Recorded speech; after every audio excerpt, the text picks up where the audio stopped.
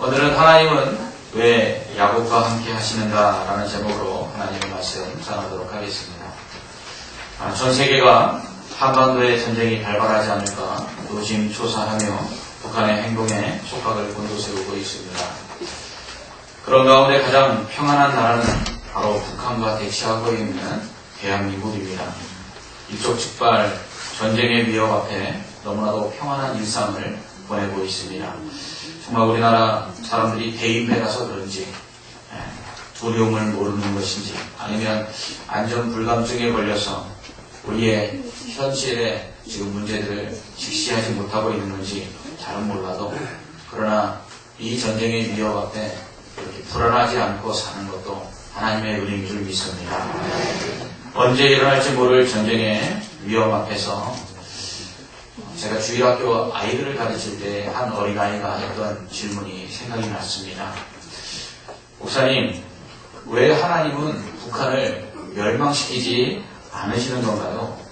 구약에 보면 바벨론이라는 나라도 애굽이라는 나라도 하나님 말씀대로 안 사니까 하나님께서 멸망시키셨는데 왜 북한은 저렇게 악한 짓을 하는데도 왜 그대로 놔두시는 것일까요?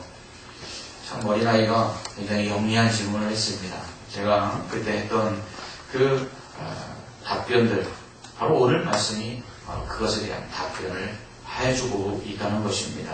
하나님은 오늘 말씀을 통해 왜 악인을 벌하시지 않으시는가? 왜 하나님은 야곱과 같은 사기꾼과 함께 하시는가? 오늘 그 하나님의 뜻을 함께 생각해 보길 원합니다. 라반의 작은 딸 라헬을 아내로 얻기 위해서 7년을 수일처럼 일한 야곱은 결국 라반에게 속아서 라헬이 아니라 레아를 아내로 얻게 됩니다. 그리고서는 다시 7년을 라헬을 아내로 얻기 위해서 라반을 위해 일을 합니다. 이렇게 두 아내를 얻기 위해 14년이라는 세월을 삼촌의 집에서 종처럼 지내야만 했습니다. 라반의 작은 딸 라헬을 아내로 얻고 또 레아를 또 아내로 얻어서 이제 야곱은 자식을 낳게 되는데 하나님은 야곱이 사랑한 라헬에게는 자식을 주시지 않고 레아에게만 자식을 줍니다. 그래서 레아가 첫째 루벤, 둘째 시므온, 셋째 레위, 넷째 유다를 낳습니다. 그리고 단산하게 됩니다. 이제 언니가 아들만 넷을 낳는 것을 보자 이제 야곱에게 라헬이 투정합니다. 나도 자식을 낳게 해달라. 그러니까 이 야곱이 내가 어찌 하나님이냐? 왜 나보고 자식을 낳게 해달라고 이야기하느냐? 그러면서 화를 냅니다. 이에 라헬이 자기 여종 그 비라를 남편에게 들여보냅니다. 그래서 자기 여종을 통해서 언니에게 뒤질세라 자식을 낳으려고 합니다. 그래서 낳은 아들이 첫째가 다니요, 둘째가 납달리입니다. 이 모습을 보자 레아도 질세라 자기 여종 실바를 또 야곱에게 줍니다. 그래서 야곱이 또 실바에게 들어가서 두 아들을 낳는데 첫째는 가시오, 둘째는 아셀입니다. 이렇게 해서 세 아내를 통해 야곱이 8명의 아들을 낳게 됩니다. 그러던 어느 날 레아의 장자 루벤이 들에 나갔다가 합한채를 구해옵니다. 합한채는 수리아와 팔레스타인 그리고 지중해 연안에 자라는 가지과에 속하는 식물로 그 뿌리를 먹는 것인데 합한채의 그 뿌리가 어떻게 생겼냐면 인삼처럼 생겼습니다. 근데 인삼은 사람의 형상대로 생겼다 그래서 인삼이라고 부르지 않습니까? 근데 이 합한채는 인삼처럼 뿌리가 생겼는데 뿌리가 하나가 아니라 두 개입니다. 그래서 이 뿌리 두 개가 또한 서로 껴안고 있는 형상을 하고 있습니다. 그래서 이 합한채는 고대 근동 사람들은 정력제와 또 임신을 가능케 하는 약초다 이렇게 생각을 했습니다. 그래서 이것을 달아 먹으면 아이를 낳는다고 생각을 했던 것이죠. 자식을 낳지 못하고 있던 라헬은 언니에게 그 장자 루벤이 구해온 그 합한채를 자신에게 달라고 합니다. 그리고서는 거래를 하죠. 대신에 오늘 밤은 내 남편이 언니에게 들어가 동침할 것입니다. 그동안 야곱이 아마 레아를 찾지 않았나 봅니다. 동생의 이 말에 그래 그럼 너 합한채 갖고 너 오늘 남편은 나와 하룻밤 자는 거야. 그리고서는 야곱이 그날 밤 레아에게로 들어갑니다. 하나님께서는 이 레아의 그 남편에 대한 갈급한 사랑을 아셔서 그의 닫힌 태문을 다시 열어주십니다. 그래서 레아가 5번째와 6번째 아들을 둘을 더 낳게 되는데 5째가 이사가리요, 6째가 수블론입니다. 거기에 하나님께서 딸을 하나 더 주십니다.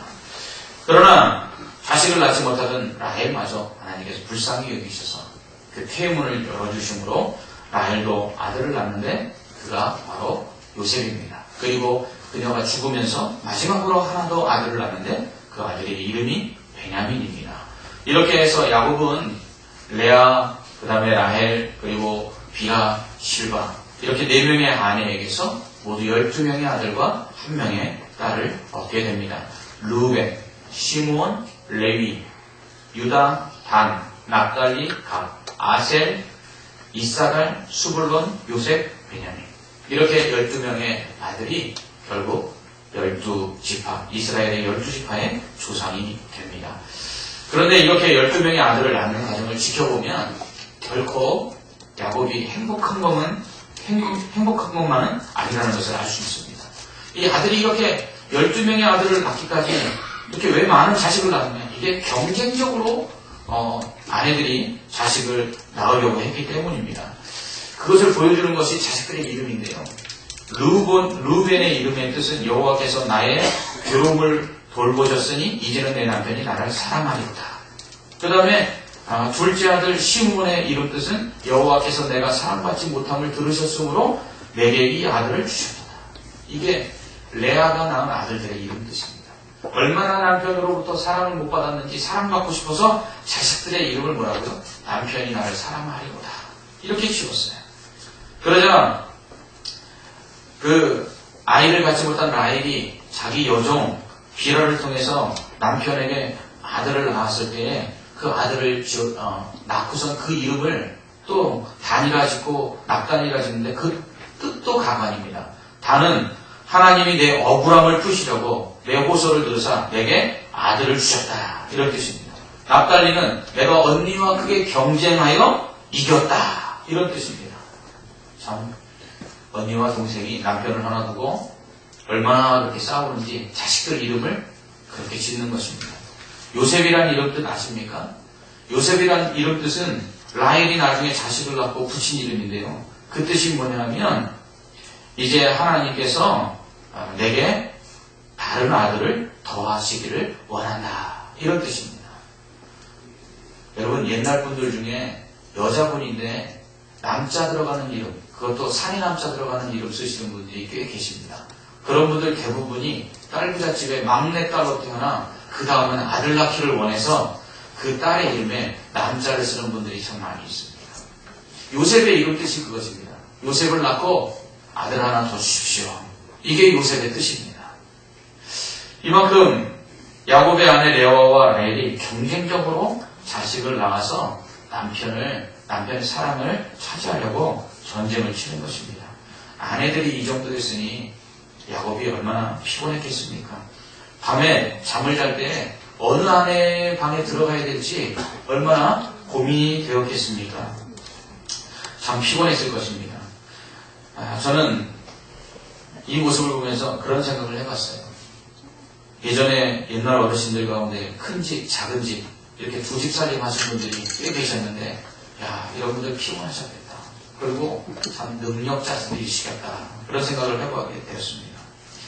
제 아내가 제게 그런 얘기를 하더라고요. 결혼해서 건강이 좋지 않으니까 저한테 여보, 내가 혹시 하나님께서 이 일찍 불러가시면 당신은 목회를 해야 되니까 꼭 빨리 장가를 들어. 그렇게 얘기하게 됐습니다. 그래서 제가 뭐라고 대답했냐면 당신하고 맞추고 사는 것도 힘든데 새로운 여자 만나서 또 맞추고 살려면 얼마나 힘들겠어. 당신이 나를 정말 사랑하고 생각한다면 건강하게 오래오래 살아주세요. 제가 17년째 이렇게 달래면서 살고 있습니다. 하지만 야곱이 아내를 열어두고 싶어서 둔 건 아니죠. 이거 삼촌에게 속아서 이렇게 여러 아내를 둔 것입니다. 결국 형을 속이고 아버지를 속여서 축복은 받았지만 그 거짓말한 대가를 치르고 있는 것입니다. 또한 이러한 그 야곱의 가정에 이러한 불화의 원인은 그가 편애를 했기 때문에 그렇습니다. 야곱은 라헬만 사랑했습니다. 그리고 라헬이 낳은 요셉만 사랑했습니다. 그로 인해서 아내들 사이에 갈등이 있었고요. 그리고 아들들 사이에 갈등이 있었던 것입니다. 여러분, 뭐든지 중도가 있습니다. 가야 할 바른 길이 있습니다. 그 길로 가지 않으면 결국 그 대가를 지불하게 되는 것입니다. 야곱의 삶이 그랬습니다. 아버지와 형을 속임으로 또 삼촌을 속임으로 결국은 그가 가정에 삼촌에게 속아서 아내를 여러 아내들끼리의 불화가 생겨나서 그로 인해서 고통을 받았습니다. 또한 그로 인해서 많은 아들들을 낳았지만 그가 아들들을 편애함으로 말미암아 그 아들들이 서로 다투고 나중에는 형제들이 형제를 팔아버리는 그러한 불행이 일어나게 되는 것입니다. 이러한 그 불행의 원인이 무엇입니까? 바로 형으로서, 동생으로서, 또 아들로서, 그리고 남편으로서, 그리고 아버지로서 그가 가야 할 길을 바로 가지 않았기 때문입니다. 여러분, 정직과 공평은 야곱이 자식으로서, 형제로서, 그리고 남편으로서, 아버지로서 행해야 할 정도였습니다. 그러나 그는 자식으로서 아버지 이삭을 속였고 형제로서 형 에서를 속였고 이렇게 정직하지 못하게 살았습니다. 또한 남편으로서 아내들을 다 사랑해야 되는데 라헬만 특별히 사랑하고 또한 아버지로서 모든 아들들을 다 사랑해야 되는데 요셉만 사랑했습니다. 그로 인하여 가정은 불화와 시기와 질투와 경쟁 속에서 결국은 형제가 형제를 팔아버리는 불행이 일어나게 되는 것입니다. 우리는 우리의 삶 가운데 일어나는 생업의 문제, 가정의 문제, 부부간의 갈등이나 또 부모와 자녀, 형제 간에 일어나는 문제들의 원인이 우리가 가야 할 바른 길을 걸어가지 않기 때문에 생긴 것은 아닌지 되돌아볼 필요가 있습니다.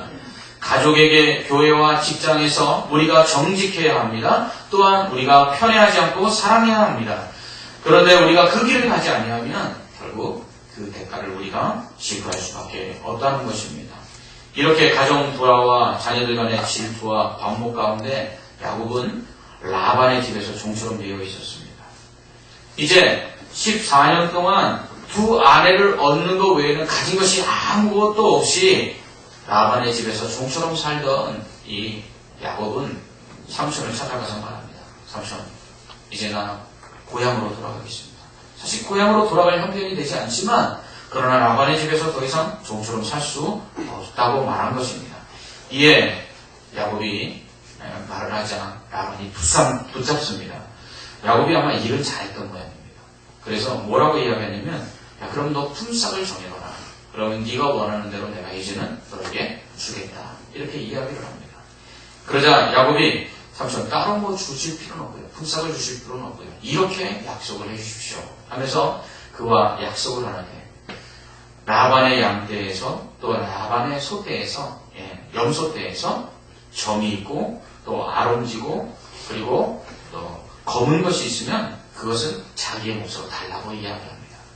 여러분 우리나라에는 흑염소도 있고 또 그렇지만 이 중동 지역에 가면 대부분의 염소들이 다 하얗습니다. 그리고 또한 양도 하얗습니다. 그래서 양이나 염소 중에 검은 것이나 아니면 얼룩진 것이나 아니면 아롱진 것이 사실 없습니다. 그러니까 라반이 생각할 때는 손해될 게 없거든요.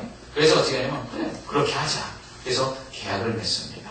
그리고서는 야곱이 라반의 양떼와 염소떼에서 점 있고 아롱지고 검은 것들을 골라내서 자기 아들들에게 맡기고 라반의 양떼와 소떼와는 사흘길을 떨어뜨려 놓습니다.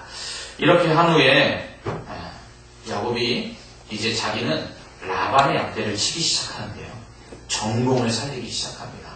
여러분 야곱의 전공이 뭐죠? 사기치는 거죠. 이제 어떻게 사기를 치느냐? 이제 삼촌의 집에 양과 염소가 새끼를 베지 않습니까? 그럼 새끼를 베서 물을 먹으러 오면 그 새끼를 벤 양과 염소 앞에다가 버드나무와 살구나무, 신풍나무를 어떻게 해요? 그 껍질을 조금 벗겨냅니다. 그러면 그 속에 가지는 하얀 속살이거든요.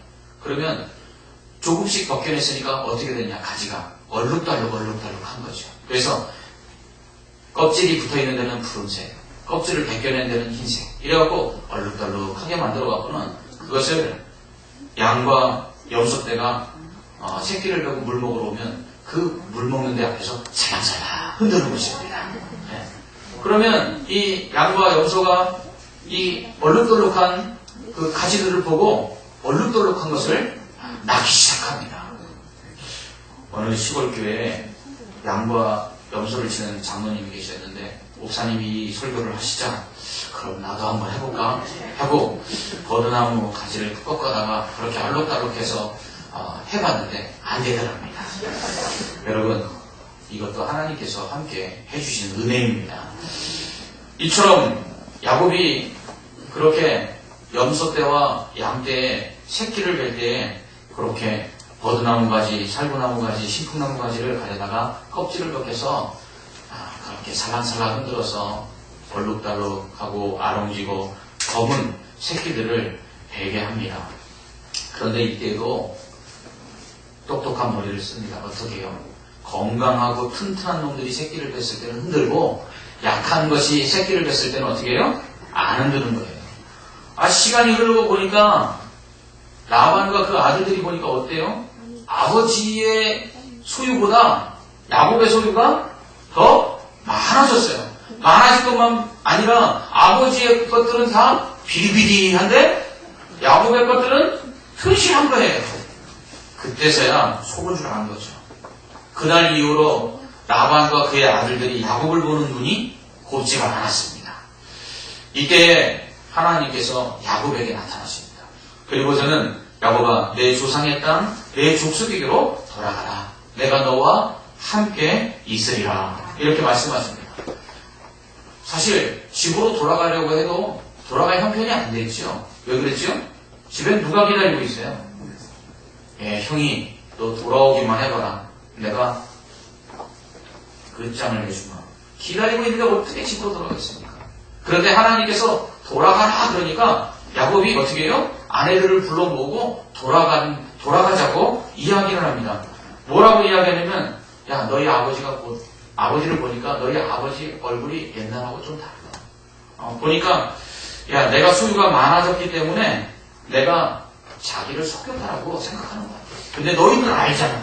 너희 아버지가 나를 속였으면 속였지 내가 아버지를 속인 적이 없잖아. 너희 아버지가 너희들도 알지만 내가 결혼할 때 속여서 아내 주름을 얻었고 또 6년 동안 아버지를 속여서 종처럼 일했는데 10번이나 품삯을 속이지 않았니? 그런데도 하나님께서 나에게 이렇게 은혜를 주셔서 내가 큰 부자가 됐는데 이제 아버지 얼굴을 보니까 같이 들어오고 자 이제 아버지에게서 더 얻을 게 뭐가 있겠니? 이제 하나님께서 어젯밤 나타나셔서 이제 돌아가라 그러셨으니까 우리 돌아가자 이렇게 이야기를 합니다.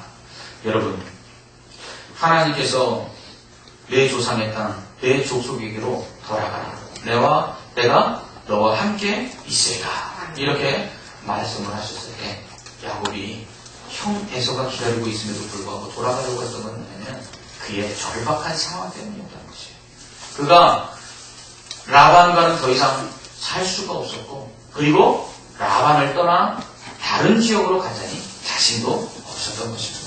그래서 결국은 형이 기다리고 있는 이 고향 땅으로 그가 돌아가려고 하고 있는 것이죠. 이렇게 그가 절박한 상황 속에 있었습니다. 앞으로 나가자니 형이 있었고 뒤로 돌아보니 라반이 그를 죽이려고 하고 그리고 집 안에 들어가자니 아내들끼리 매일같이 싸우고 있고 집 바깥에 나가자니 이제 하는 일들에 대해서 손에 잡히죠. 진퇴양난이었습니다. 사면초가였습니다. 그런 그에게 하나님께서 가나안 땅으로 돌아가라고 말씀하십니다. 그와 함께 하시겠다고 말씀하십니다. 그는 선택의 여지 없이 하나님의 말씀을 따라 나아갑니다. 사랑하는 성도 여러분, 우리에게 이러한 야곱과 같은 상황들이 벌어질 때가 있습니다. 집 안에 들어가도 평안하지 않고 밖에 나와서 하는 일들도 잘 안 되고 앞을 바라보도 막막하고 뒤를 돌아보아도 힘든 때가 있습니다. 그러한 때에 우리가 기억해야 할 것은 하나님의 말씀을 따라 나아가는 것입니다. 하나님의 말씀을 따라 나아가는 것, 그거 쉬운 일은 분명 아닙니다. 가나안 땅으로 돌아가라. 내가 너와 함께 있어요. 그러나 그곳에는 형 에서가 그를 죽이려고 기다리고 있었습니다. 여기에 중요한 원리가 하나 있습니다. 사방이 막혀져 있을 때 우리는 하늘을 향해서 기도해야 된다는 것입니다. 사방이 다 막혀 있어도 하늘은 항상 열려 있음을 기억하시기 바랍니다. 그래서 하늘을 향해서 기도할 때 하나님께서 우리에게 말씀하시고 우리에게 가라고 하시는 방향이 있게 될 텐데 그때 우리는 그 길로 나아가야 한다는 것입니다. 왜냐하면 하나님께서 말씀하시는 길로 나아갈 때 길이 없는 곳에 길이 생기기 때문입니다. 출애굽한 이스라엘 백성이 홍해 앞에 섰을 때 앞에 홍해가 가로막고 있고 뒤에서는 그들을 죽이려고 애국 군대가 쫓아올 때에 이 진퇴양난 가운데 부르짖습니다. 우리를 이 광야에서 죽이려고 이곳으로 데리고 나왔느냐. 그때 하나님께서 모세를 향해서 지팡이를 들어 홍해를 가리키라 말씀하십니다. 그리고 모세가 그 말씀대로 홍해를 가리킬 때 그 홍해가 양쪽으로 갈라져 그 가운데로 난 길로 이스라엘 백성이 건너가게 됩니다. 이처럼 하나님의 말씀에 순종하고 나갈 때 길이 없는 곳에 길이 생기는 것입니다. 캄캄하고 앞을 볼 수 없는 곳에 하나님의 말씀을 따라 순종하고 나갈 때 빛이 비춰지는 것입니다. 그렇습니다. 야곱은 하나님의 말씀대로 순종하며 그가 형이 기다리고 있는 그 두려움의 고향을 향해서 나아갈 때에 하나님께서 하나하나 맺힌 것들을 풀어주기 시작하십니다. 먼저 라반과의 맺힌 것을 풀어주십니다.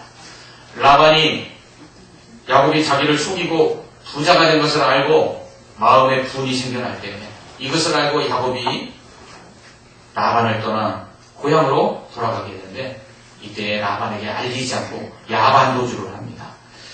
그리고서는 야곱이 자기 고향으로 도망갔다는 소식을 라반이 3일 뒤에야 듣게 됩니다. 왜냐하면 3일 뒤를 떨어뜨려 놨었기 때문에 3일 뒤에야 듣습니다. 그리고서는 7일을 쫓아갑니다. 무슨 말입니까? 반드시 내가 잡아서 이 야곱을 끝장을 보리라. 장인이 사위 죽이겠다고 지금 쫓아가는 것입니다. 그런데 라반이 야곱을 다 쫓아가서 야곱을 만나기 바로 전날 하나님이 그 꿈에 라반에게 나타나십니다. 그리고서는 이렇게 말합니다. 라반아, 너는 야곱에게 삼가 아무 일도 행하지 말라. 그런데 이 말씀이 얼마나 두려운 말씀이었던지 7일 길을 쫓아갔던 라반이 마음을 돌려 야곱을 해할 마음을 포기합니다. 그리고서는 야곱을 만나 이렇게 이야기합니다. 야, 너 왜 인사도 안 하고 가니? 내가 너를 그냥 보냈겠니? 사실 인사도 안 하고 가니 너를 그냥 보냈겠니? 이 말은 접대용 멘트였습니다. 7일 동안 왜 쫓아왔습니까? 죽이려고 쫓아왔는데 왜 그냥 갔냐고 이야기합니다. 그러면서 하는 말이 이렇습니다. 어젯밤 하나님께서 나에게 나타나 너에게 아무 일도 행하지 말라 하셨기에 내가 너를 해야 할 권세가 있지만 내가 너에게 아무 일도 행하지 않겠다. 이렇게 이야기합니다. 그리고서는 그 둘이 다시금 언약을 맺습니다. 그리고 돌무더기를 쌌습니다. 그리고 그 돌무더기를 쌓고는 이렇게 이야기합니다. 이 돌무더기를 넘어 내가 너에게로 가서 너를 해하지 않을 것이며 네가 또한 이 돌무더기를 넘어 나에게로 가서 해하지 말자. 이렇게 약속을 하고는 그 돌무더기 이름을 여갈사하두다라고 라반은 불렀고 그리고 야곱은 갈르시라 불렀습니다. 이곳이 바로 여러분들이 잘 아는 이스라엘 백성이 회개하며 기도할 때 블레셋을 이기게 하신 바로 미스바가 되는 것입니다. 이렇게 서로 평화협정을 맺은 후에 야곱과 라반은 서로 축복하고 헤어지게 됩니다. 라반은 자기 집으로 가고 또 야곱은 형 에서가 있는 고향 땅을 향해서 나아가게 됩니다. 하나님께서는 하나님의 말씀에 순종하여 나아가는 이 야곱에게 그 맺혀져 있는 문제들을 해결해 주시기 시작하시는 것입니다. 그리고 이제 남아있는 형 에서의 문제 하나님께서 다음 주에 해결해 주십니다. 연속극 예고편처럼 다음 주에는 야곱과 에서의 화해에 대해서 말씀을 생각해 보려고 합니다.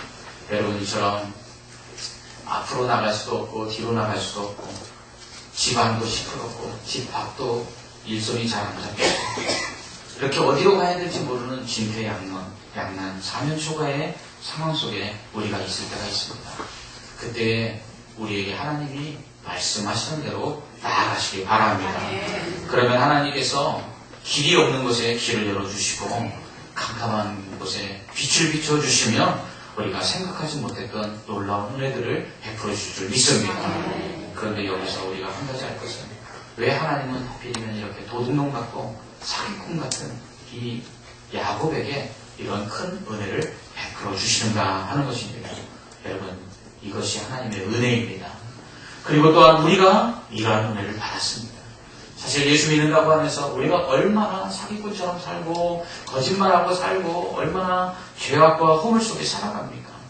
그런데도 불구하고 하나님께서 우리에게 때마다 길을 열어주시고 때마다 은혜를 베풀어 주시는 것은 바로 야곱과 같은 우리에게 하나님이 하나님의 사랑을 포기하지 않기 때문인 줄 믿습니다. 그 이유를 바울은 고린도후서 4장 7절부터 10절에서 이렇게 말합니다. 우리가 질그릇과 같은 우리 안에 예수 그리스도라는 보배를 담고 있기 때문이다 라고 말합니다. 우리 안에 예수 그리스도라는 보배가 있어서 질그릇과 같이 깨지기 쉬운 우리를 하나님께서 보호하시고 하나님께서 붙드신다는 이야기입니다. 우리가 사방으로 우겨쌈을 당하여도 쌓이지 아니하며 답답한 일을 당하여도 낙심하지 아니하며 박해를 받아도 버림받지 아니하며 거꾸로 뛸을 당하여도 망하지 아니하는 이유는 우리의 몸 안에 예수 그리스도의 영광이 나타나도록 하시기 위해서 하나님께서 우리를 지키시기 때문이라 말씀하고 있습니다. 얼마 전 제가 시계를 AS를 보냈습니다. 택배로 보내면 고쳐서 보내주겠다라는 말을 듣고 제가 시계를 케이스에다 넣고 그리고 에어캡이라고 하는 여러분 뽁뽁이라고 아시죠? 뽁뽁이로 줄줄 말아갖고 제가 AS 센터에다 택배를 보냈습니다. 자, 제가 이 시계를 케이스에다 넣고 포장을 잘해서 망가지지 않도록 이 케이스를 둘둘둘둘 안전하게 잘 만 이유는 케이스 때문입니까? 아니면 시계 때문입니까? 시계 때문이죠. 그렇습니다. 우리는 다 야곱처럼 거짓말하고 살고 죄짓고 살고 그리고 또 하나님 앞에서 순종하지 않고 사는데 우리 안에 있는 예수 그리스도가 우리를 통해서 영광을 나타내시기 위해서 하나님께서는 그 예수 그리스도가 손상입지 않도록 질그릇과 같이 깨지기 쉽고 죄악으로 더럽혀진 우리들을 은혜로 감싸주시고 말씀으로 감싸주시고 축복으로 감싸주시고 그리고 성령으로 감싸주시는 줄 믿습니다. 그렇습니다. 우리 안에 있는 이 예수 그리스도 때문에 하나님께서 우리를 보호하시고 인도하시는 것입니다. 그처럼 사기꾼이요 거짓말장인 야곱 역시 하나님께서 아브라함에게 주셨던 그 약속을 야곱에게서 주시면서 너를 통하여 모든 민족이 구원을 얻을 것이다. 그러니까 너를 통하여 그리스도가 태어날 것이다. 그러므로 그리스도가 태어나시기까지 그래서 모든 민족이 예수 믿고 구원 얻기까지 하나님은 질그릇과 같이 깨지기 쉬운 이 야곱을 보호하시고 은혜 가운데 인도해 주셨던 것입니다. 그러므로 하나님께서 이처럼 하나님의 영광을 나타내시기 위해서 질그릇과 같은 우리들을 보호하시던 북한도 마찬가지입니다. 하나님께서 저 북한을 왜 멸망하시지 않고 계십니까? 그것은 그 안에 지금도 숨어 기도하고 있는 성도들 때문입니다. 그들 안에 있는 그리스도가 저 북한이 멸망함으로 영광받지 못하는 일이 생기셨다. 저 북한에 숨은 그리스도인들 안에 살아계신 예수 그리스도가 저 북한의 회복을 통해서 영광받으시기까지 하나님께서는 저 북한을 보호하시고 인도하고 계신 줄 믿습니다. 그렇습니다. 하나님께서는요, 악인이 형통하는 것을 기뻐하지 않습니다. 그러나 동시에 하나님은요, 악인이 또한 멸망당하는 것을 기뻐하지 아니하십니다. 하나님은 저 북한이 멸망하는 것을 기뻐하지 아니하십니다. 저들 안에 지금도 기도하고 있는 그 성도들의 그 기도를 들으시고 그 안에 역사하시는 예수 그리스도께서 영광을 얻으시도록 하시기 위해서 하나님은 저 북한 멸망하여도 시원찮을 저 북한을 지금도 붙들고 계시고 함께하고 계신 줄 믿습니다. 그러므로 저 북한을 위해서 기도해 주시고 또한 질그룹과 같은 우리들을 예수 그리스도의 영광을 위해서 은혜를 베푸고 계시는 그 하나님 앞에서 그리스도의 영광이 우리를 통해 나타나도록 더욱더 거룩하게 살고 더욱더 하나님이 원하시는 바른 길로 나아가시는 저와 성도님들 되시길 주님의 이름으로 축원합니다. 아멘. 기도하겠습니다.